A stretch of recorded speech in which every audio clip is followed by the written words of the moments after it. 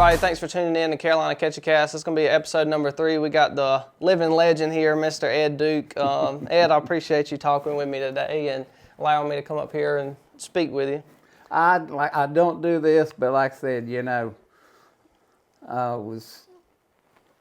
my friend Kevin, he mentioned it to me. I said, yeah. I said, you're a young guy, you're up and coming. I said, yeah, I'll be glad to talk to him a little bit. So we're sitting down this morning and we're going to run a mouth a little bit. Sounds good to me. If you just want to start with kind of who you are, where you grew up, what you did for a living, and we'll get into the fishing a little bit. I'm a Carolina man, and I was actually born down in Lumberton, on down the road a couple hours, 100 miles or so like that, and moved up here simply because it's a poor country, and parents had a chance to get a job in the mill, cotton mill, which they're about gone now. So we moved up here, and I've been up here. I'm 70 years old. I've been up here 68 years now, and I just made it a home. And I'm a Cabarrus County guy in North Carolina. Grew up in here, and I went into the Masonry trade when I got out of school. When I went to school part-time at night, tried to get me a degree to make me a little bit smarter. It didn't work, but and the economy fell out naturally. I mean, you got young people just doing this and doing that, so I went to work at UPS back in middle 70s when the economy was terrible, and I said, I'll do this till it gets better. I ended up staying there 14 years and 13 years.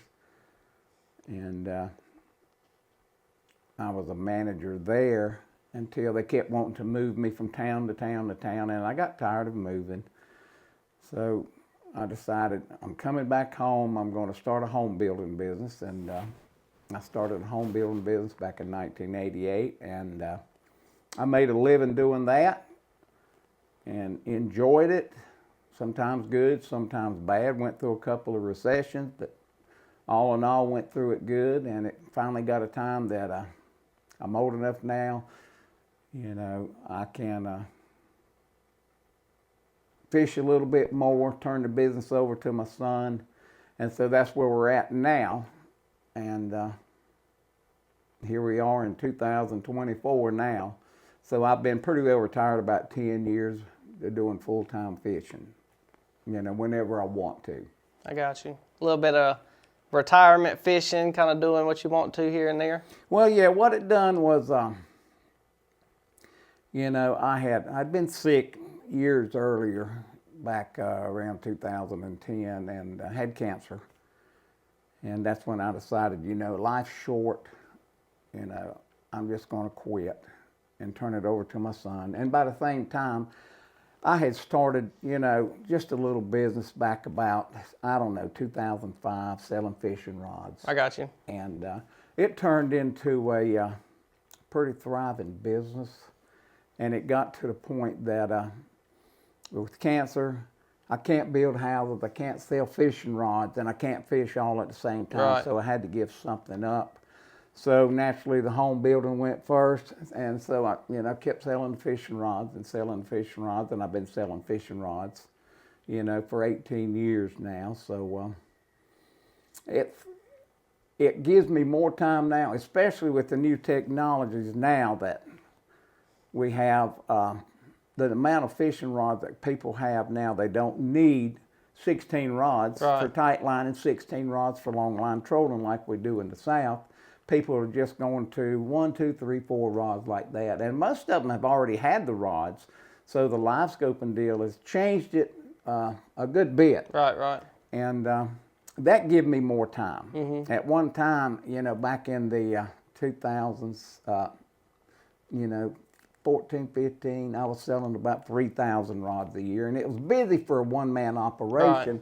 Right. And especially when it gets after hunting season comes out, guys and gals are going to start fishing. Mm-hmm. And then that's when they start ordering and ordering. And to this day, it still works to the same principle. They just don't buy enough, right, right, you know, to make it worthwhile to give up some more things. But they still buy enough that, you know, I sell a few now, I can get my orders ready at night, you know, go fishing, and then come back in the evenings. And it's a pretty good little old hobby. I got you. You know, that I've had over the years, and you know, I can pay for my fishing habits.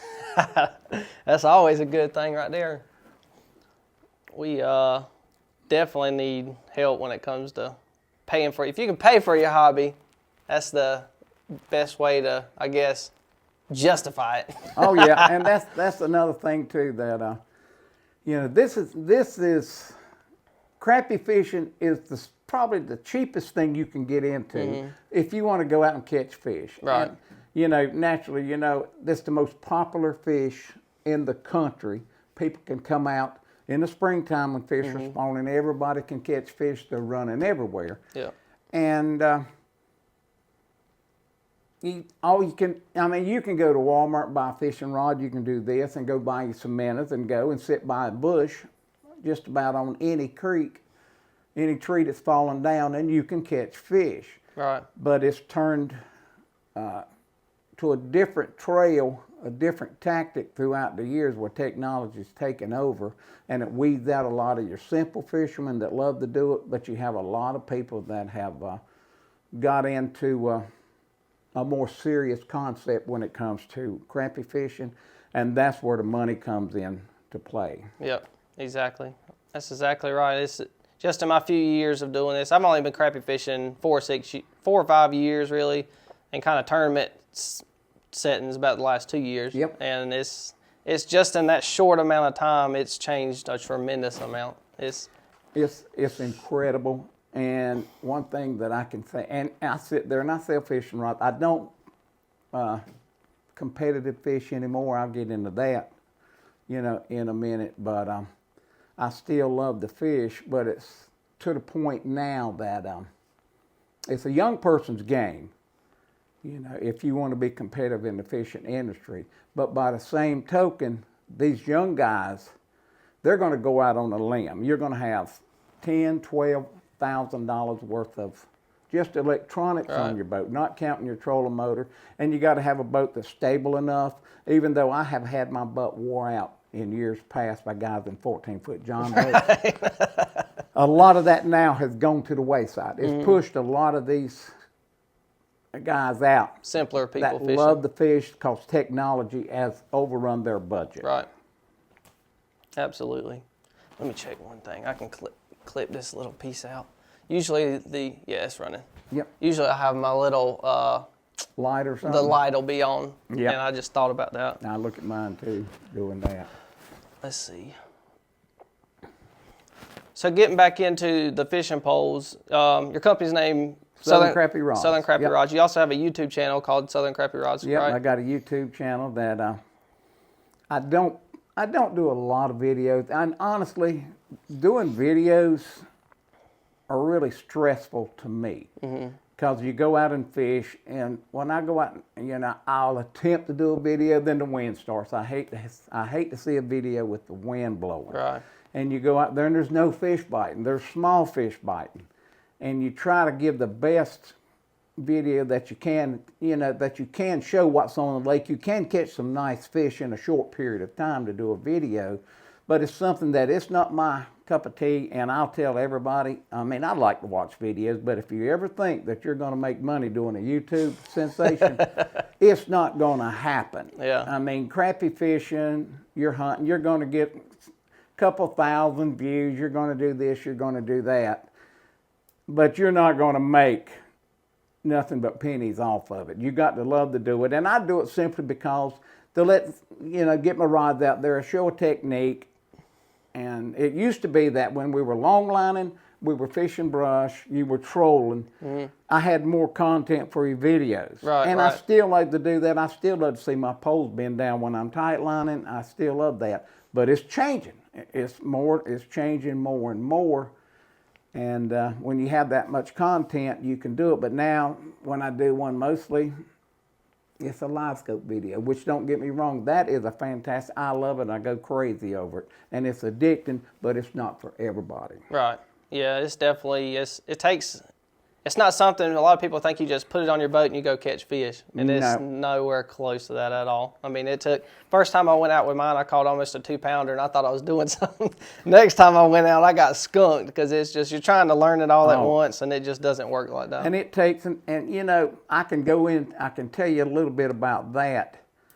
About, you know, I see you're pretty new to the crappie fishing scene. And I look at this and I will pretty well, I know what you're doing. As a fisherman, I've seen it, and it takes a special kind of aggression. I call it adrenaline rush for a fisherman to do as good as these fishermen are doing these days. A lot of people don't understand that adrenaline has a lot to do with it. Right. But I do it, and if you want to get into this, I see these young guys, and that's one reason that I don't do crappie fishing. I don't do tournaments anymore. I do a couple benefits, but it gets to the point that you've done this, and you've done this, and you sit there and you start to realize, you know, I'm just not into it. I don't have the desire like I used to be into it. Because you sit here and you look at this guy and you look at this guy and you look at this guy. And I will tell you right now, if you can get into this live scope, and you will know, if you want to be a competitive live scope fisherman, if you want to be a competitive tournament fisherman, you're going to know in 2 years whether you stand a snowball's chance in crap, you know, to get done, because some people have it, some people don't. You're going to have people that win, and you're going to have people that support any kind of trail that you're in. Right. And the people that wins, they have a vote, they have just sort of air of confidence, even when they get on the water, that they can, it may sound hard to a lot of them, they start producing adrenaline. Adrenaline pushes you. Adrenaline makes you want to do stuff. Adrenaline makes you want to excel. And some people have it, some people don't. And that's why I know. You'll know it in a couple of years. Yep. And that's why you see now, you got, you know, say that North Carolina. You got 2 or 3 guys on North Carolina, you know, crappie fishing ordeal that's going on. They dominate. They dominate. Doesn't matter where they're at. These guys have that air on them. When they get on the water, that their adrenaline's already up. They know where to find fish. They know they can pick out little details on these side images that show them this, show them that. They sit down on good fish every tournament. Whereas a lot of people, they're going to follow somebody and sit down there. These guys know. And when they sit down that morning, you know, they're pumped up already. In their inner mind, they may not know that they're pumped up. Yeah. And you've won a tournament here a while back. But you got to air, when you won that tournament, you had a different feeling when you won that, and that's nothing but adrenaline. All that is, you say, man, I've done it today. And that's the adrenaline rush that you're going to get. And some guys, you know, and it's mostly, you know, guys that's been around. And if you have, say, for instance, Live Scope's been out for 4 or 5 years, something like that. 6 to 7, I think. Well, 4 or 5 is when it started really catching on real quick. Panoptic started. In the Live Scope, that really opened up, you know, the fishing industry about this. And people started getting it, people started getting it, people started getting it.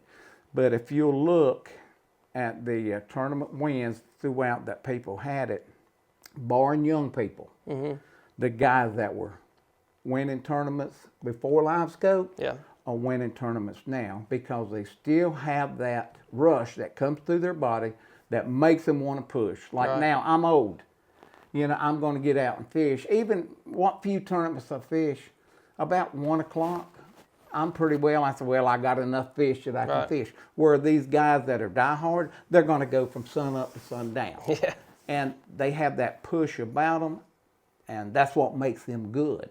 But you have the guys in the middle of the class that you can never rule out a blind hog finding an acorn. These guys love to fish, and all of a sudden they'll sit down on some fish and they do good. But more times than not, they're just fishing, they're supporting the industry, whereas you got this class. But if you'll see a lot of these young boys are dominating. A lot of these young boys come up, you know, what are you, 25?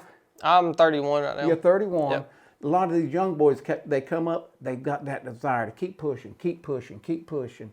And that's nothing but an adrenaline rush.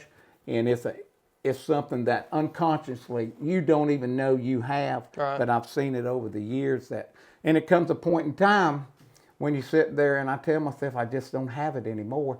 You sit down and you second guess yourself when you're out there. Say, I want to fish a tournament. I do it, what for you a fish? I second guess myself. I said, man, I'm not finding what I want to. I don't have that confidence when I get up the next morning where these guys that do dominate, they know what they're going to do. Right. And that's the difference in what's changing the fishing industry these days is, you know, the technology that's got there, the equipment, but you have to have that adrenaline flow in your body to excel at it. Right. Yeah, like you said, that adrenaline rush along with, some people just have a sixth sense to where it's like they can show up to a body of water, never been on it. It's like the fish should be here, and they pull up and the fish are there. And that's where I come back. Just like I told you, that sixth sense. Mm-hmm. What causes that sixth sense? You're pushing your body, you know, to look harder. And right. You're pushing your body to identify, yep. you know, that sixth sense. That's adrenaline. People don't realize you say sixth sense, I say it's adrenaline that makes you do it. I got you. Yeah, it's definitely for sure. Like you were saying too, you get up in the morning time, you start doubting yourself or midway through the day, and some of these people, you got the Kevin Blevins, Chris Miller, Kevin Hawkins. When they pull up to the ramp in the morning, they've got half the field beat already. Oh yeah. Because they see them pull up there, oh, Kevin's here, Chris is here, you know what I'm saying? And it's that, but it's because they have that presence, that attitude or adrenaline, they know when they show up they're going to do good. And that's, you know, they know it right off the get-go. They may not win. Right. Very seldom will you ever see them get out of the money. Mm-hmm. So for say, even if they don't have, and I have done it many years, and most fishermen will tell you, you know, I always try to have two spots. Mm-hmm. I wanted two backups. And when I got up in the morning, I made my game plan. Right. And I said, I got to stick to this game plan. When you see people start riding the lake the first 30 minutes after they've been there and riding the lake, their day's gone. Their day is done unless they see one of these fishermen. Well, they've got to be there because them fishermen are there. And as bad as you hate to see it, you know, a lot of people will do that. Mm-hmm. They'll come in right there where you're at. But you have that game plan. Right. And you go to that game plan. If at your first hole, whatever you catch, okay, now let's go to our second hole. Right. If they're not there, and let's just say you just absolutely got whooped. Mm-hmm. At the end of the day, when you weighed in your fish, you didn't get a check, you sort of doubting yourself. But when you get in that truck to go home, you can say, I done my game plan. You know, I done everything that I said I was going to do, but it didn't work this day. But more times than not, it'll work, and it works for these guys. And right. I've heard even Kevin tell me, he's a super good fisherman. I never had a fish at 12 o'clock, you know, and then all of a sudden the light comes on. Right. I figured them out, and that's what they do. They just keep pushing, and they end up may not winning, but they're going to be up there respectable. Right. Yeah, when we were fishing Tillery a few weeks ago, like you said, if you see a couple anglers in one area, that's probably where, depending on who's sitting there, it could be one there. And I had a military guy fishing with me. He's from Tennessee, Kentucky way. Yeah. And he was just here at Fort Bragg, so I said, yeah, you can jump in the boat with me. And we were headed down the lake. We started up, it was real, a lot of debris in the water that day. So we just started right there close to the ramp, then we went up to Mountain Creek, and I think we caught one or two up there. We started headed back down the lake. And I saw, as we're coming up, I seen 2 or 3 boats sitting in one spot. As we got closer, we were passing, there was Chris Miller, Kevin Hawkins, and another boat. I couldn't tell. I was trying to pay attention to the debris, and I could just tell. When I seen Chris and Kevin there, I turned to that guy, because he's not from here. He doesn't know anybody. I said, the tournament will be one right there. And the top 3 guys were sitting right there. And that's one thing that I don't fish Tillery anymore, but I can tell you right now when you say that from past experience, and you can't beat experience when it comes to these lakes.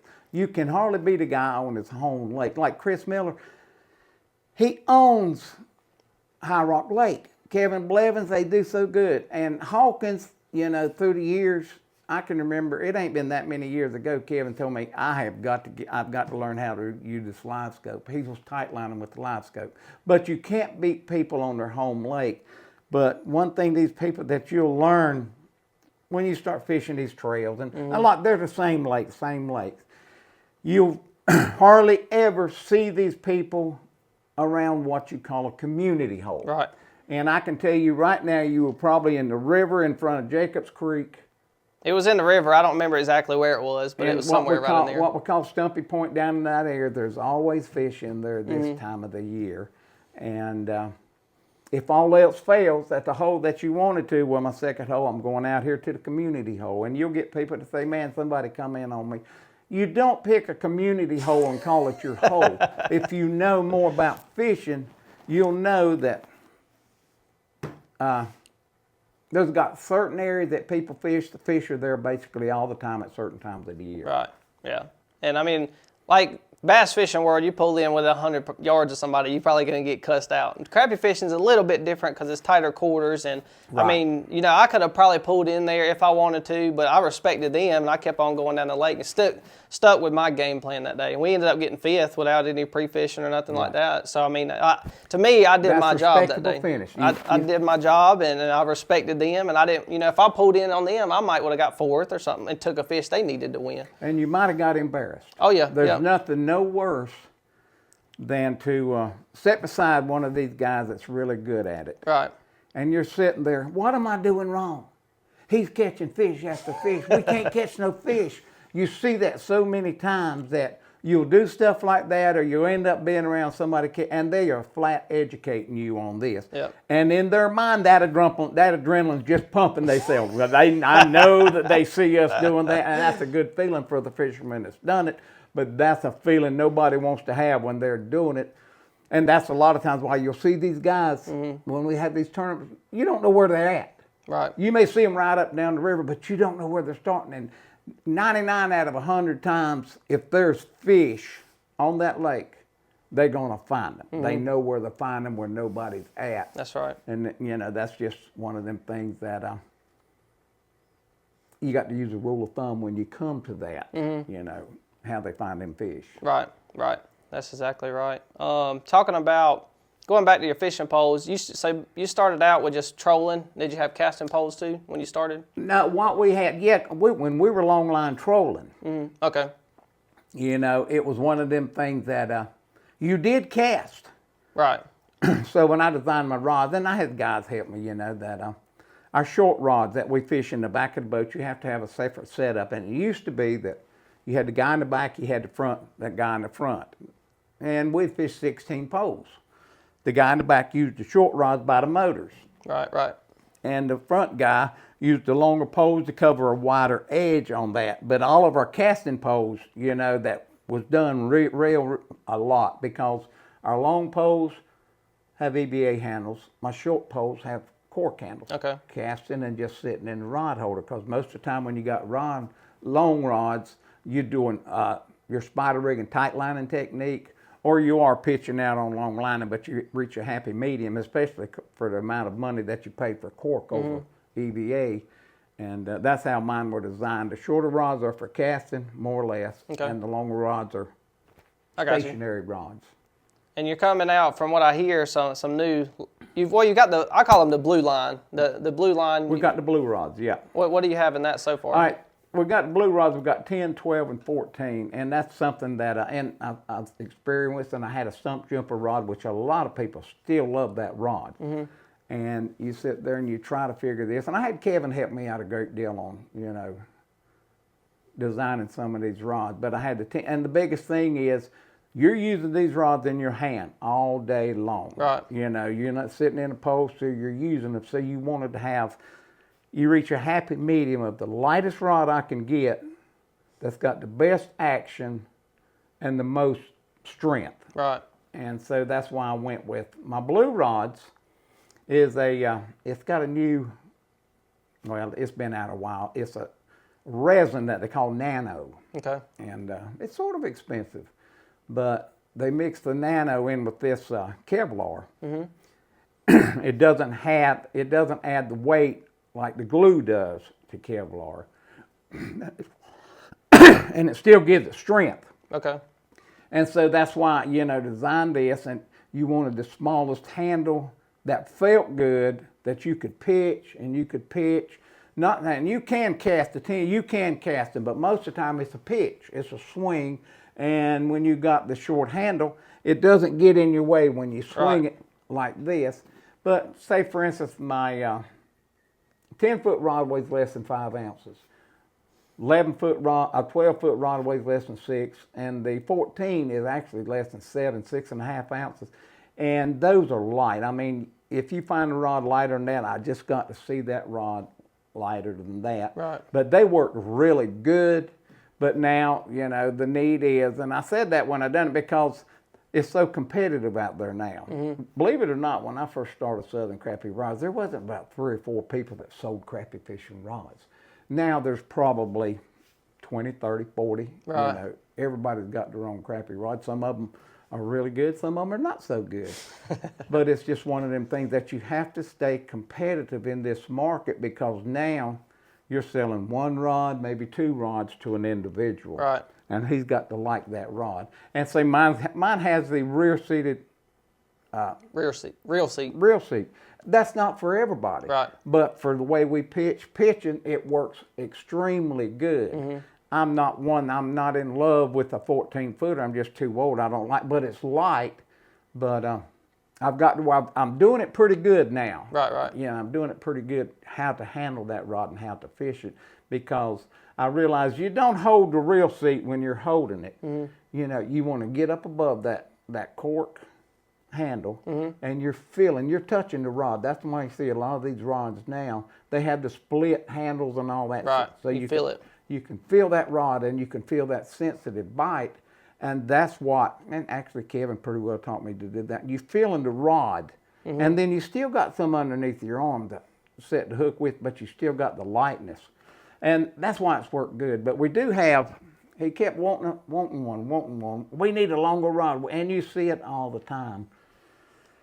And I said, I'm not going to do it. I'm too old. I'm not spending another $40,000, right. Designing more rods and ordering more rods. But it just comes a point in time that you really have to say, I've got to keep up with the industry if I'm going to do it. So now we're working on a 7-foot. It's a casting rod. Okay. The prototypes are still being made. It has the split handle. It's a 1-piece. And I used to have a 1-piece in my casting rods. Got it. But shipping was so expensive and so bad. Long. Yeah. And they'd get broke, mm-hmm. and stuff like that. But I said, I'm going to try it again. I'm going to get the blue rod in that. And simply because now I do use UPS, which is more expensive than I use post office. Mm-hmm. Post office kept breaking everything, so I had to discontinue it simply because I was losing money. Right. So I've got that coming, and I've got a 17-foot 6-inch. That's the design it's going to be, but that gives you 16-foot. It's got a 2-foot the cork handle, 4A grade cork handle, but it's got 16-foot in front of the reel seat. Got it. In other words, when you say, a lot of people say I got a 17-foot rod, 16 or 17-foot rod, that goes all the way back to the end of the handle. End to end. And that's not giving you a 17-foot rod. That's giving you about a 14 or 15-foot rod. But this one is 16 in the clear that you've got sticking out in front of your hands. Right. And, the prototype, it takes a while, to do it. And, you get calls all the time. I get emails. They come from China. Everything comes from China. Because the U.S. does not have the technology to produce them at a lesser cost. I got you. And that's why they come there. But I will tell you, the engineers, they're good. They're on top of the game. I don't care what anybody says. That's why you see a bunch of good rods that's coming. Right. But you'll get emails. They'll say, we got this, we got this, we got this. That's why everybody, you can go in business.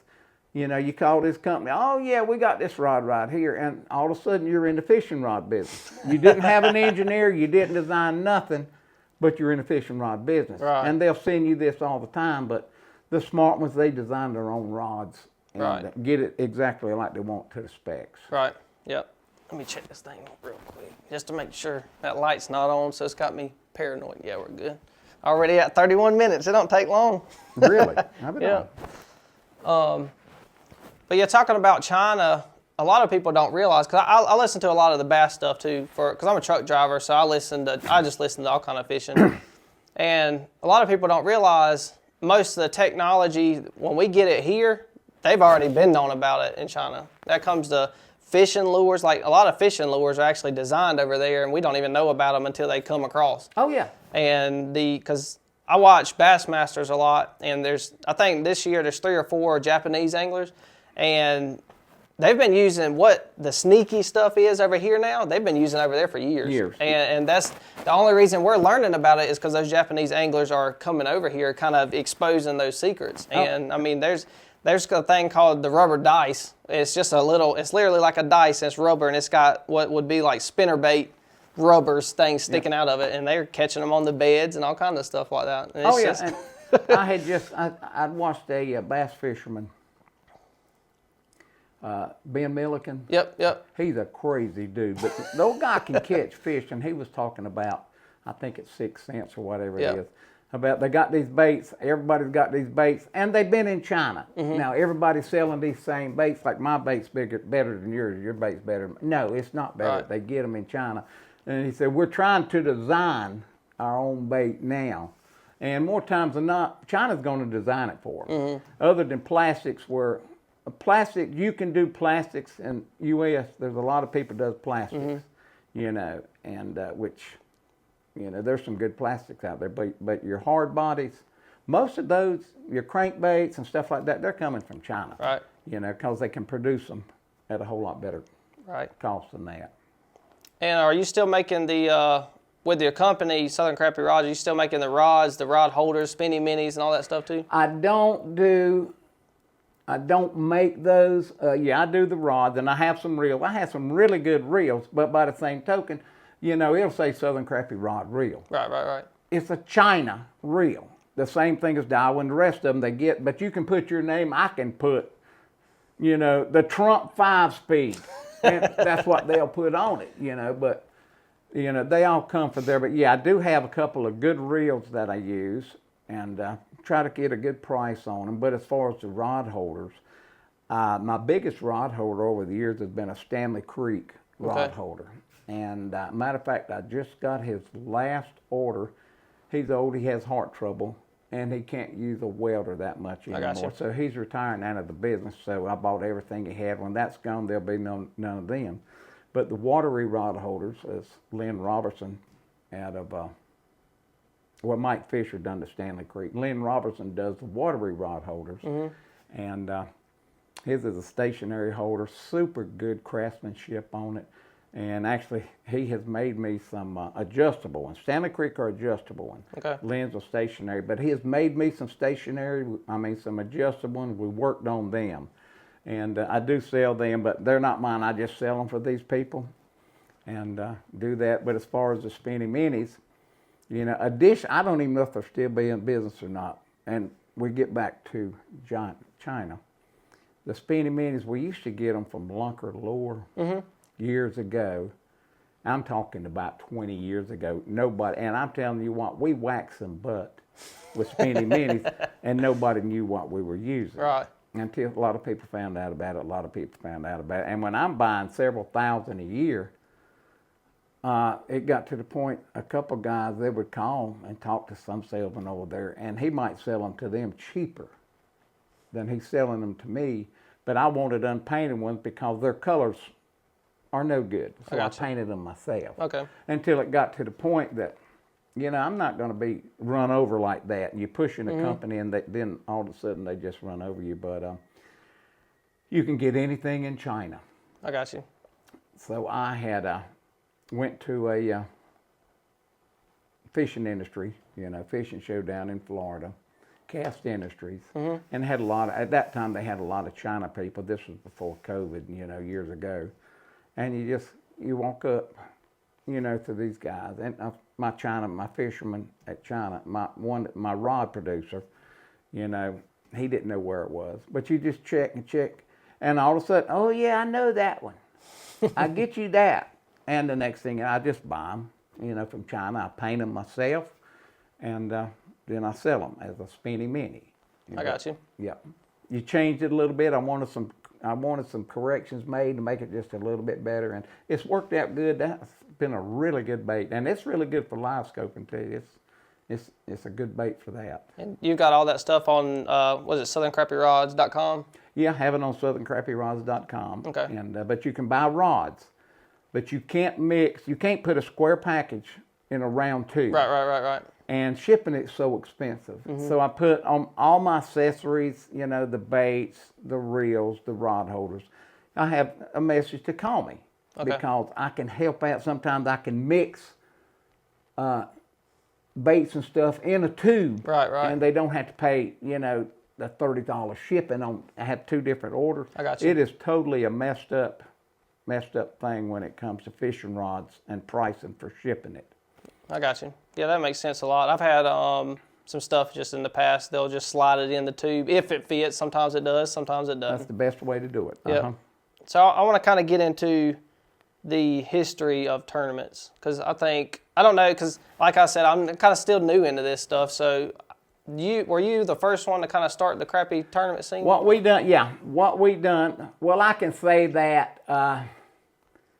You know, probably the first ones in this area, local, Right. might have been the Gold Hill Hookers. Okay.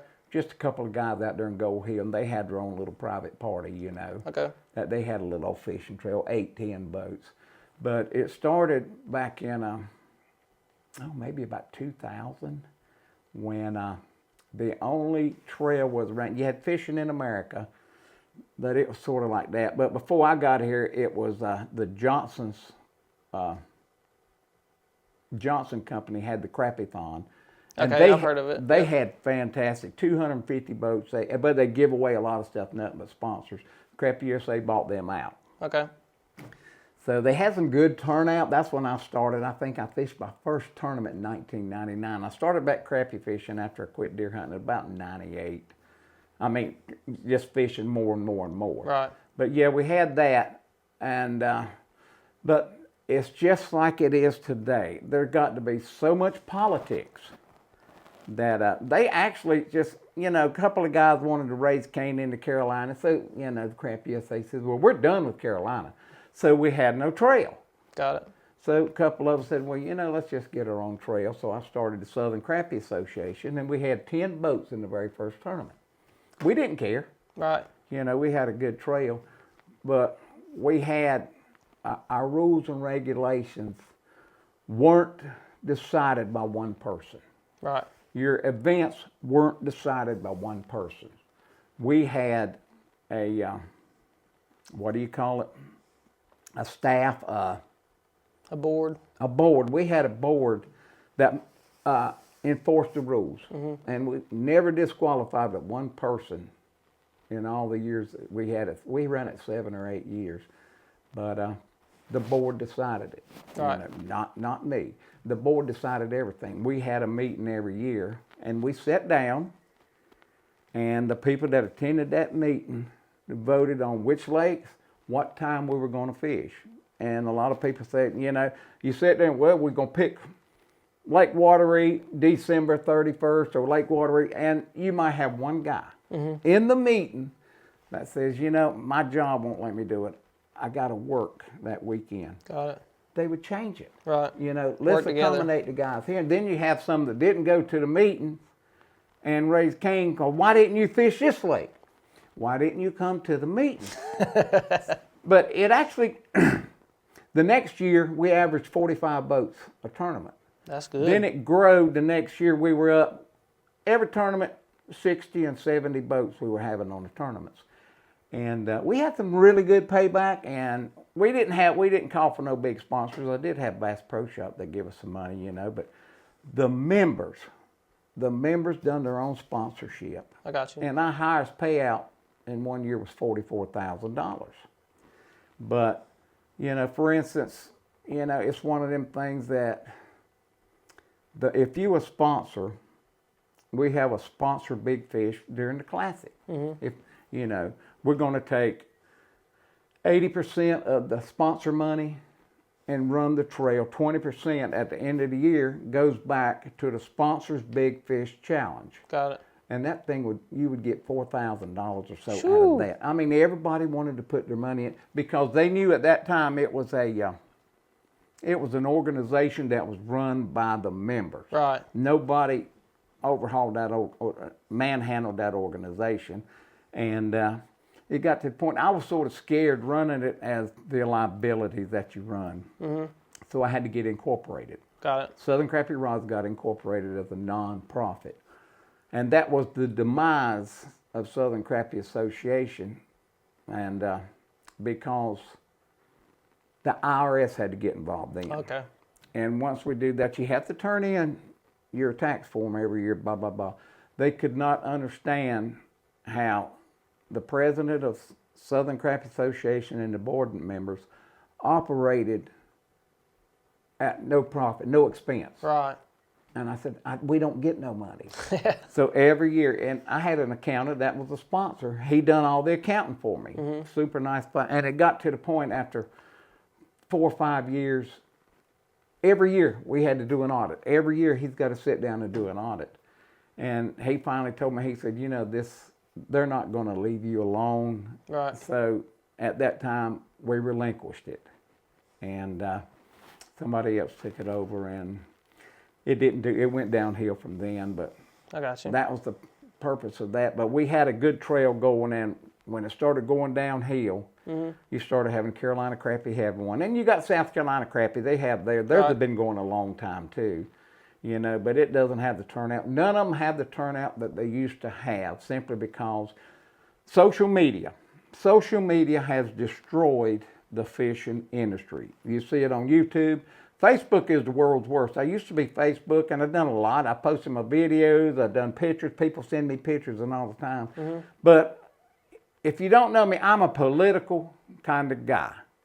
And what had happened in around 220 with all this negativity with, what's the guy, Zuckerberg? Is that the one that runs? Mark Zuckerberg's Facebook. Yeah, all that crooked stuff they're doing, and I said, I don't need this. Right. But a lot of guys still get on, and you need to get off of it, I'm telling you, because that is corrupt. But, and that's what started. You see the spouts that went on a couple of weeks ago and this, that, and the other. Social media has ruined the fishing industry. You see it in bass fishing all the time. It's all over bass fishing. You shouldn't fish live scope. They've took the money out of us. They've done this. And the same thing as far as, your regular crappie fishing, crappie tournaments. Mm-hmm. The turnout's not there like it used to be. And it's never going to come back. Yeah, that's the same feeling I get. It's with this that's going on with social media and stuff, and tit-tat back and forth and stuff like that. If it was one of them things where...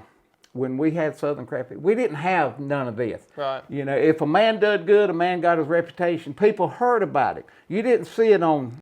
All right, folks, had a little technical difficulty, but we are going to try to pick up where we started. We were talking about toward the end of the crappie trail you had started. And once we ended that, a couple people tried to pick it up, and it was, okay, but it went downhill. Right. It wasn't the same. And so now it comes back to the point, I think, it comes down to the only tournaments that I'll fish a benefit tournament, mm-hmm. Simply because the money's going to a good cause, and it's a one-time deal. I go out and I have fun doing it. Right. And you have, like I said, you have the church tournament, you have the Mill Rock tournament. I think they have a good thing. And we talked about having kids. You can involve kids in that thing, and we're talking about, there's no kids fishing anymore. Right. Very seldom do you see children fishing anymore. And then another one, the Wateree Shriners, Great Falls Shriners down in Wateree, South Carolina. It's probably the biggest event that we have in the South. Mm-hmm. 70 boats. We have, one time we mixed it with Southern Crappie Association. We had 165 boats in it.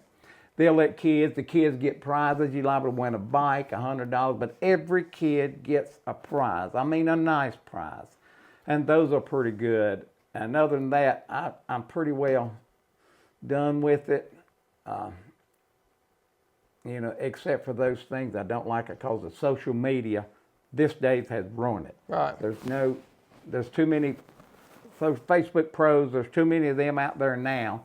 And it puts a lot of intimidation on a lot of people. Oh, that's a pro right there. He's not a pro. If you got little old decals on your shirt and somebody give you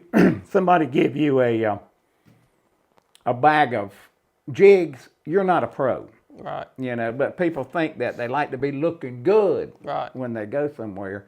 And I don't do for that. I don't have a pro staff. Right.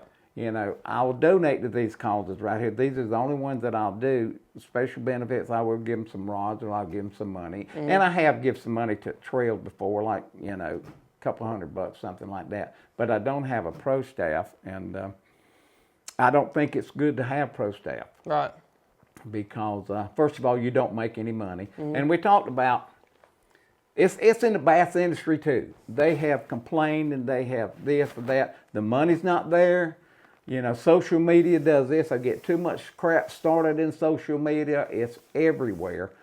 And nobody, you know, is going to dominate the money coming in on this sport. It's not going to happen. And I had a bass fisherman tell me that, and he was he was a real tournament pro and actually won a Bassmaster or FLW. And he said he can put on one hand the amount of bass fishermen in this country that actually can make a living off sponsors. The rest of them, it's not there. He said they don't do it. And you're not going to get a boat every year either. Right. They'll give you a 1-year deal to pay for that boat. Yep. You know, but that's it. But other than that, you know, it's just not, it's not there anymore. And it's never going to change as long as we have this social media going on now, and Facebook and YouTube and Twitter, all this stuff. Right. It's really degraded the fishing industry, in my opinion. And I know some will agree with me, some will disagree with me. But it's hurt it more than not. When I was younger, when we fished tournaments, we had none of this stuff. That's why we had 60 and 70 boats. Yeah. And even the Crappie USA, they had all these boats. They had, you know, they had good turnouts. Because if you earn recognition back then, it's because people seen you, they knew you, they fished with you, they seen how you dominated. It did not go to any social media account. Right. And that's how these guys were made. But it went downhill from there. Mm-hmm. So that's pretty well. Yeah, I think too, you're not seeing as many kids in crappie fishing, but some of that is because of the popularity that bass fishing is actually all the way down into the middle school and high school level now. Right. And it's just like, oh, they see, oh, he's on the fishing team. You know, he could tell his girlfriend, I'm on the fishing team in high school, and stuff like that. And you know, that's also going to pull away from, because like everyone grew up catching brim on the bank with a cork and a cricket. Right. And that's what they kind of know, but then they start seeing the bass thing and the glittery boats, and that's the cool thing to do. And it's like that's also at the same time you're not seeing as many kids come into crappie fishing. There's kids being pulled away from possibly coming into it from the bass side. Right, and you see, bass is big. They say, you know, we want crappie as big as bass. It ain't never going to happen. Right. There's not the money, but you see, yeah, you made a good point about the high school and the college. Mm-hmm. You know, what they don't tell you about this is that the reason that it's really not that good. I mean, it's good for kids to compete. Every kid does not get to use daddy's boat. Every kid does not let daddy buy them all kinds of rods and all kinds of reels. The majority of people can't do it. So you have that chosen class right there. Right. You know, maybe 2 or 3 in every school, something. Oh, we on the bass team simply because my daddy's got a boat, I'm using that boat. Yep. Then, you know, they'll send you to college and give you $5,000 off a year on a scholarship on the $80,000. You know, education. Education. And you can do this. And it boils down to, when it all comes down to fishing the pros, fishing the big tournaments, only a handful will ever get there. It's never going to happen. But at that time, you're right. They think they are the cat's daddy. Oh, yeah. They got all this writing on the shirts like that. And it's just not going to happen. You know, we're going to have to, you know, when people come back to earth and realize that it's a good, crappie fishing is a good sport. It's a good hobby to do. We can catch fish. They eat so good. Right. We can have companionship with buddies. We can get together, have some friendly competitions. But when you start taking the friendliness out of competitions, it's gone. Yeah. It's going to take it a while to come back. If it ever comes back, I don't know if it's going to do it. Not in our time with the technology, the cost it takes to get into that business these days. Right. Into a competitive crappie fishing, and tick and tack, what goes on back and forth, it's going to be hard pressed for that to come out of that. Right. That's like you're talking, somebody put a logo on the shirt because somebody gave them 2 packs of jigs and something like that. I won the boat wrap at Yakin River Trail this year, and I've got companies that are going to be on the wrap, but have they given me nothing? No. I asked that company. I said, "Hey, I'll rock your logo because I believe in your product." They haven't given me anything. Well, I told you that before. I get calls all the time. Can I put your shirt? Can I put your name on my shirt? Can I do? Man, I'd love for you to. That gives me great advertising. I'm proud that you like to, support my rods like that. But as far as giving you money, say, "Bo, I love you to death. I'm tickled for it, but I can't give you any money. I'm a small businessman. I can't do it." Exactly. And but that's how it happens. That's how you get all these shirts. These guys.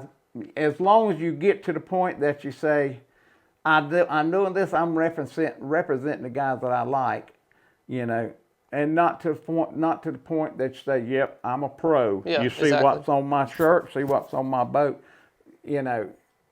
As long as we keep it in reality, it's good to have stuff like that to let these sponsors get out there like that. Yep, because I'm not, by no means, I'm just average Joe. People may see my boat when I get it wrapped and they're like, "Oh, what's he got? What kind of deals he got?" I don't have no deal. Yep. All I got is companies that I support because I believe in them, and that's why I put their logo out there to try to. If one person sees me drive by with the boat and it's like, "Oh, jigs by Justin," I might let me look that up. Oh, it reminds me. I don't know if you ever seen a YouTube video or not, where the guy's getting his minivan wrapped. Mm-hmm. He's a pro, and he says, "Yep." He says, "As soon as I save up some money, I'm going to get my boat wrapped. And I got some jigs from so-and-so, and I got some jigs from so-and-so, so I've got some good sponsors going. And as soon as my wife will let me get her taxes back, I'm going to have my minivan, I'm going to have it wrapped." Mm. And he's sort of making fun of all these pros like that. He sits there, because he's not getting nothing. Yeah. But he's turning pro. Right. And you see that a lot, and I know several of them, bass fishing and all that. Their boat looks so pretty, it's all wrapped up. Never won a dime in their name. Right. But that's what makes the world go round. Yeah. And so we deal with that. Yep. Yeah. Talk about sponsors, there's not that many people that can make money crappie fishing. And in this industry, I can go back for years and years, and you probably don't remember them. Capson Coleman, Ronnie Capson, Steve Coleman. I fished against some super good fishermen. At one time, they had dominated the crappie industry. Right. Because they had that push, they had that adrenaline, they could read lakes, and they could do their homework and find out where fish was biting so-and-so and so-and-so. But now you see with technology, they don't have it in them anymore. They've lost that desire and that will. They can't compete. And you see them, they're gone. When Live Scope come out, they sort of just wasted away. But at that time, you take somebody like right now, Hayden Jeffries, and I don't know what happened. I don't know if that's him in that controversy that's going on right now. I don't know. I ain't got a clue. But I can tell you, he's won, $500,000 fishing tournaments in the last few years. Really, a young boy, come straight out of college, started fishing, started winning, and he may have some controversy now, but I can just about bet you he didn't need it. What he done, if that was him, now I'm not saying that was him. That's just what I heard. That he didn't need to because he was catching fish anyway. But somebody like him, they have made money, and whether they're getting any sponsors, like they got, that's up to them. But all these crappy sponsors that they give you this, they give you 10% off a power pole or something. You're not on their pro staff. It doesn't work like that. Pro staff will support you. Pro staff will give you money. Pro staff will enter tournaments for you. That's what a real pro staff does.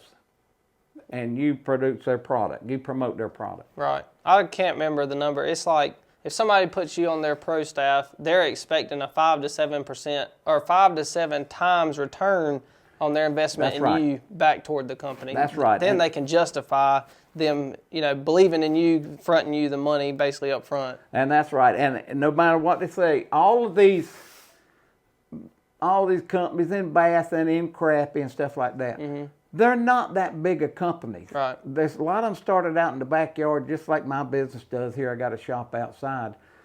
And if they're going to stick their neck out, they want some kind of benefit in return. Right. And they may give you 10% off. They may give you 20% off or whatever, because they're still making money, but it may help them in the long run. But they got to have something in return for giving you things. Right. And that's why I can't do it.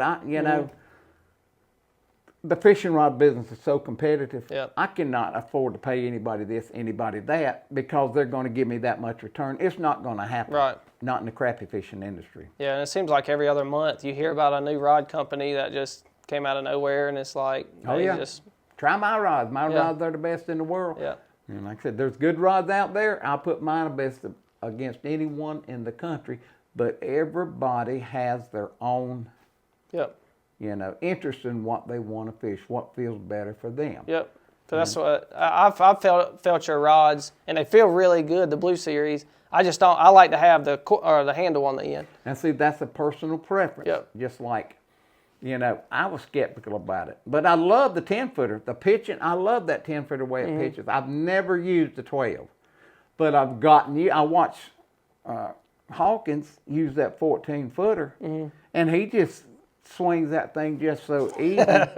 And he's a beast with it. I'll tell you, he's an absolute beast with it. Yeah. And so you make yourself try to learn. And they really are helpful. I'll tell you, when you got shallow fish, they are helpful. Yeah. And after a little bit, I realized that no, I don't, that little small rear seated handle it takes weight off of it. But when I grab that pole and I feel it, I mean, you can feel the least little touch. And I never realized that, because it's something I never went that way until he introduced me. Let's do this. Right. And that's what we got. Yep. Yep. And when you see companies as well say, when companies specifically say themselves the best XXX product, that's their opinion. Like you said, it's all personal preference. Like, yes, it could be the best of them because they build it. It's their pride and joy in it, and they may have a. Just talking about brakes, there's so many different brakes companies out now. Yeah. I believe in Sea Light. Some other people, like Chris, really likes the Wacky Riggers. Everyone has their own thing. So when someone says something is the best, that's because it either works the best for them or that's their personal preference and stuff like that. Because they're not giving them. They may give them 10, they may give 20% off. Yeah. But they cannot afford to give that much. Right. And especially no entry fee stuff like that. But I hear people say it a lot of times, and they may get a hold of a millionaire or somebody say, yeah, man, I'll do it for you. I'm not saying that don't happen, but it does. But it's a personal preference as to anything you want to use, and I've got nothing against anybody that I've had guys fish my rods, now they don't fish my rods. Right. I've had guys fish my rods to go to this rod. All of a sudden they go into another rod, and they go to another rod. Everything's better, and it doesn't work. Right. So you deal with that. You sell your rod. You have a good rod. I like my rod. I got the guys that fish my rods. They tell me to love them. I'm happy with that, and we just leave it at that. Yep. Let everybody have their own opinion of what they want to do. Yeah, I'm really looking forward to your 17.5 foot coming out because I've been looking for a longer rod, and based off of if it's anything like the Blue Series you have now, it's going to be a good one. I think it's going to be really good because I really do have some good engineers. The only thing that scares me, because I'll tell you right now, I'm not using it. I'm 70 years old. I don't want to hold that thing all day like that. But the biggest thing is, can I keep the weight down? And people say, well, man, I just lift these fish, I lift these fish, I lift these fish. I would rather trade weight, have a lighter rod that's really got it's got good backbone, and it's a strong rod, but I don't want to pick up no 4 and 5 pound catfish with it or whatever. You trade sensitivity and good action for a broomstick, and when you got that broomstick that's heavy, I just lift them up. I promise you it's too heavy for an old man to fish all day. It ain't going to happen. And that's the biggest thing, that can I keep the weight down to make it feasible for everybody. Right. But then that's one of them things you got to look. Well, who's it going to target? Young guys. It's Yep. going to target young guys. Older guys, no, we're not going to fish it. Yep. Yeah, times have definitely changed for sure. Like even you see it directly in the rod business. People yeah. used to have to buy 16 to 32 rods just to have, and now, and I don't remember, I was on the phone with somebody the other day, and I told them it's kind of nice in the sense that your deck isn't cluttered with stuff anymore. You can Right. have 2 or 3 rods out there, and it's nice. It's Totally different way of fishing. It's changed the fishing industry. Yep. You know, when you had 8, 12, 16 rods, you get ready to move from spot to spot. Yep. It takes you 10 minutes to get everything ready and move. Yeah. And now, when you got 1 rod in your hand, a couple laying in the boat, it takes you about 15 seconds Yep. to load everything up ready to go. You know, well, it takes me 20. I mean, my brakes now, I have to hand pull them up, but I like them. It takes me about 20 seconds now Right. to move to another spot. And that's the difference Yep. of fishing these days. Yep. That's why it's such a fun thing, you know, to do. Yeah, especially if you're somewhere you're not sure, if you're just jumping around or pre-fishing, like for a tournament, you're just jumping around trying to cover as much water as you can. That minute, if you move 20 times a day, that's 20 minutes you save. Absolutely. Yes. And, may be able to, right before dark, you could find that one spot that's just got several 2-pounders on it, and it's all about time savings these days. And you just mentioned something that I just spoke about earlier about having that adrenaline flow. Mm-hmm. All of a sudden, right before dark, I'm home in bed, I've eaten supper. I'm in bed when he's still fishing at dark. Right. That's the difference between your flow and my flow. That's why young guys are dominating the sport, you know, and they're the things to come. Yeah, and going back to what we said earlier, see, I don't really have that. I have the push to do good, but I don't have that 6th sense.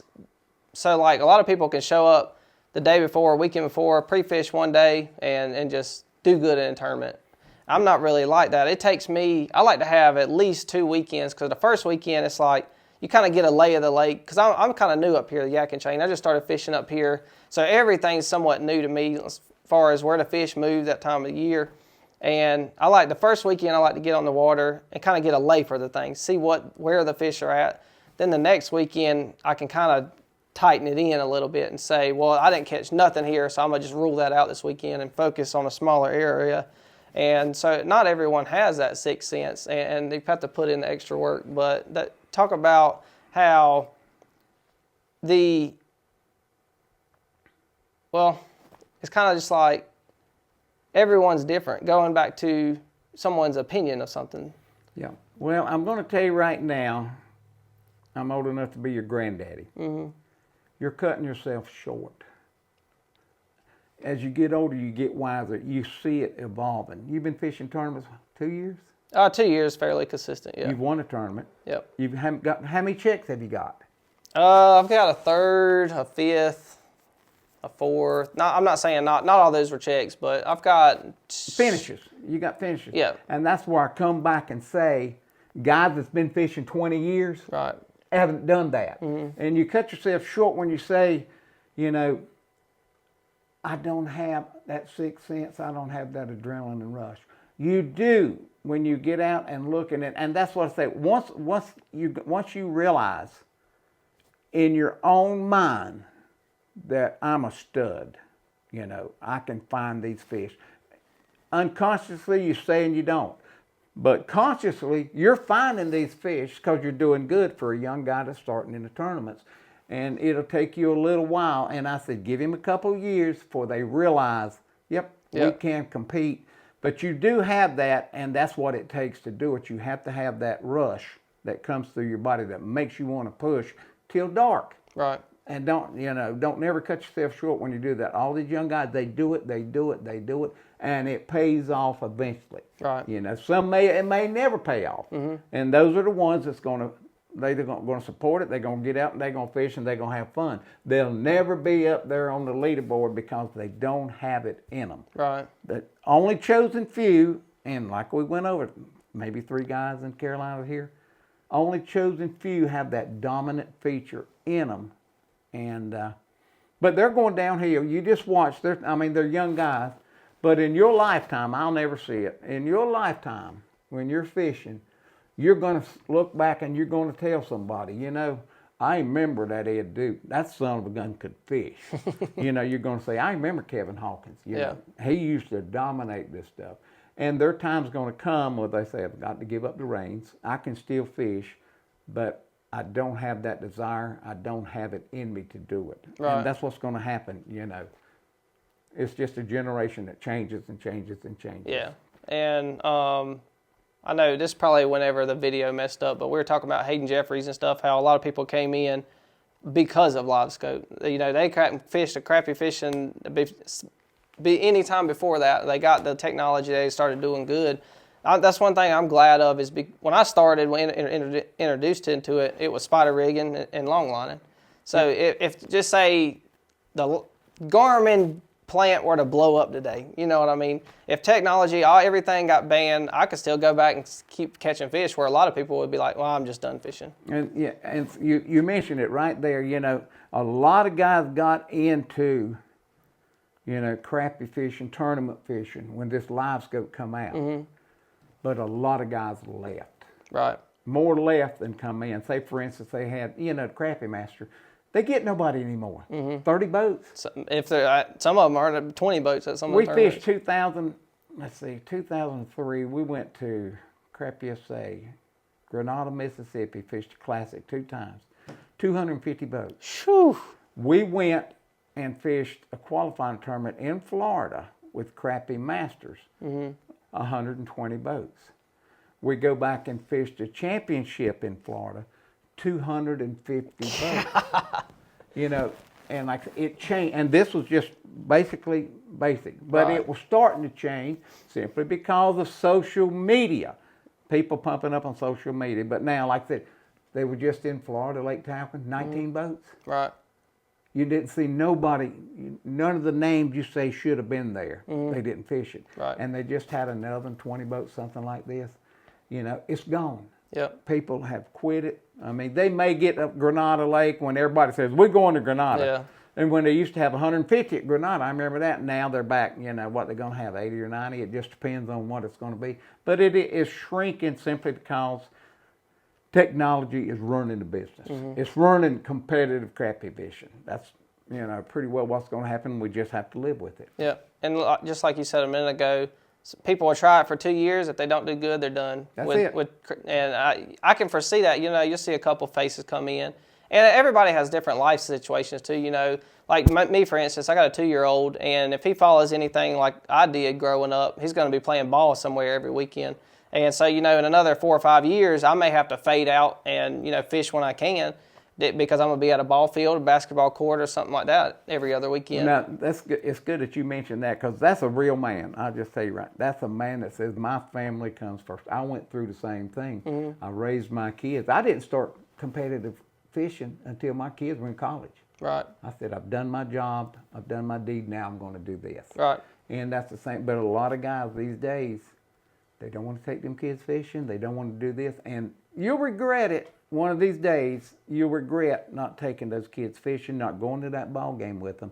Crappie fishing is fun, but your children's life and enjoying the span that a kid needs mom and daddy like to do is a very, very short time.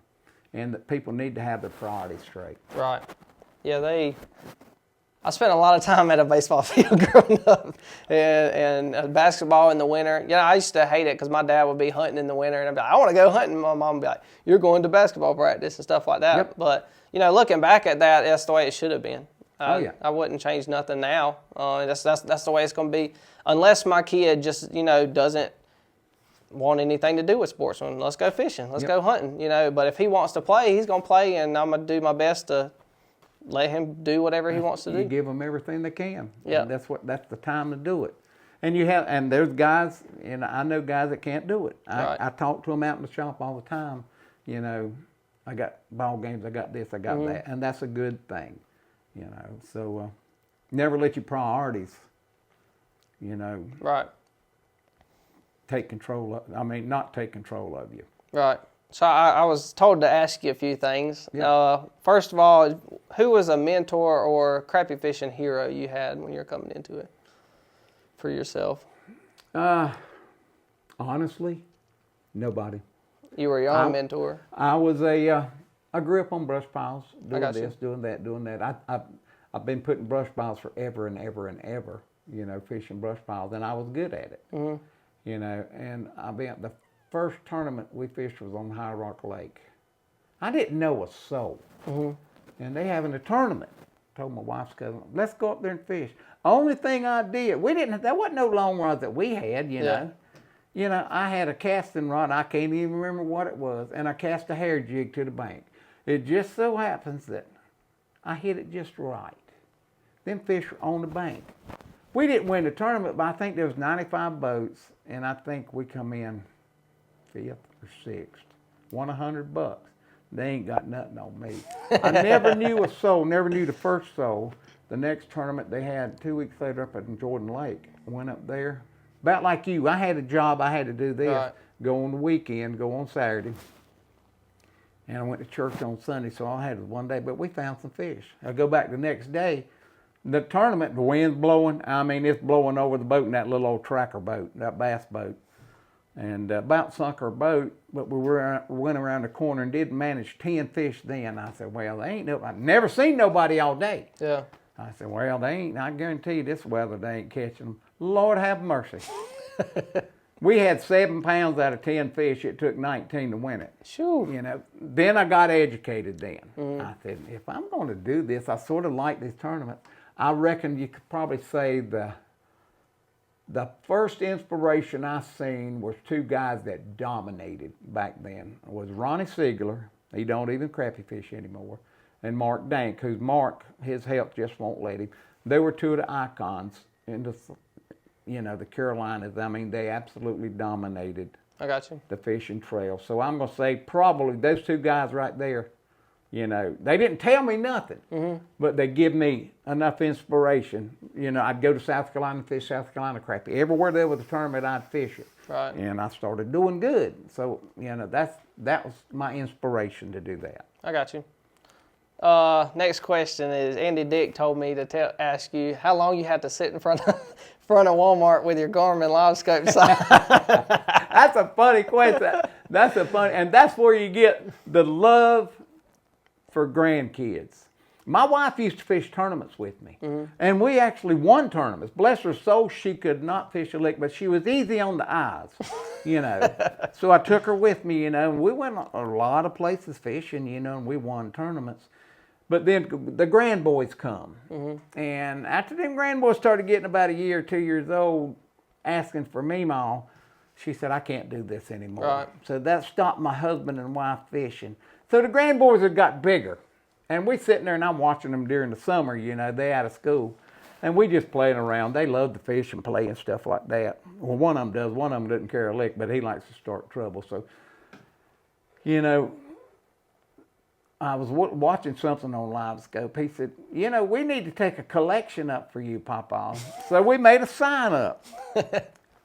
We'll work. No, need money for Live Scope. I got you. We went and sat down in front of Walmart. I sat on a bucket and he took a picture. Well, I put that picture on my Facebook. And I didn't realize it, but that picture, it went viral. Everybody started picking. I remember Josh Jones saying something about it. Said, somebody needs to get this guy some money. You know, but everybody was picking it up. And lo and behold, I had a call one day. And it was James Green. He was the regional director of Garmin. Okay. He sent me a friend request on Facebook. I had Facebook at that time. And he sent me a request, can I call you? I'm thinking, I didn't know who he was. Yeah. When he introduced himself, blah, blah, blah, he said, I'm James Green. He says, regional director, you know, for Garmin. And he said, there's this picture floating around of you. He says, my question is, can I have that picture? I want to use it, make a poster, and take it to all my meetings. It's a good icebreaker. I said, man, I don't care. Yeah, if you want to. But he told me then, he says, well, he said, when you do need this live scope, you give me a call, and I'll give you the best deal I can just for letting me do this. Right. Put it in the back of my mind. In the meantime, somebody had taken up a GoFundMe page. Ed needs a live scope. And I messed around. It got $600 in that thing. Mm-hmm. And I was sort of tickled on that, so I said, I think I'm going to get me one. So I called Mr. Green up. He said, yes, sir. He said, I can make you the best possible deal that I can, And he did. He made me a really good deal, free shipping and all. And so I took my GoFundMe money, and so that's how I got in the live scope business. That's cool. The picture, Andy. That's the picture. That's the story behind it. There you go. He told me that. I think it was last night. I talked to him on the phone. They're down at Clarksville right now, wearing out some big ones. Yeah, and, I heard they were down there fishing. Yeah. He told me to tell you that. But yeah, I mean, I think that's about all I got for you. You got any thing you want to ramble on? No, I think we covered it good. It's been a good little conversation, and like I said, it's just one of them things that I tell everybody. Everybody said, when you gonna fish again? No, it ain't gonna happen. But I still love to fish. And don't think for a minute I can't wear you out on any given day, but I just don't do it anymore. I just love to fish. I love to get out and meet people. And that's about it for the older man. As long as I can get in the boat, I'm going to be fishing. I got you. Well, I do appreciate you having me today and conversation. If you want to end the viewers on a piece of life advice you got. Well, folks, I can tell you right now, don't never let anything get in front of your Lord Jesus Christ. I know it's something, a taboo on stuff like this anymore, but you need to put God first on stuff like this, because this country, we're in bad shape in this country right now. And anytime you do that, where you go, you catch that 2 pound crappie, you thank Jesus Christ for that, And other than that, just always put your kids first, put Jesus first, and just have a good time fishing. And check me out, www.southerncrappierods.com. There you have it, folks. I appreciate everybody watching for the 3rd episode of Carolina Catch a Cast. We'll see you later.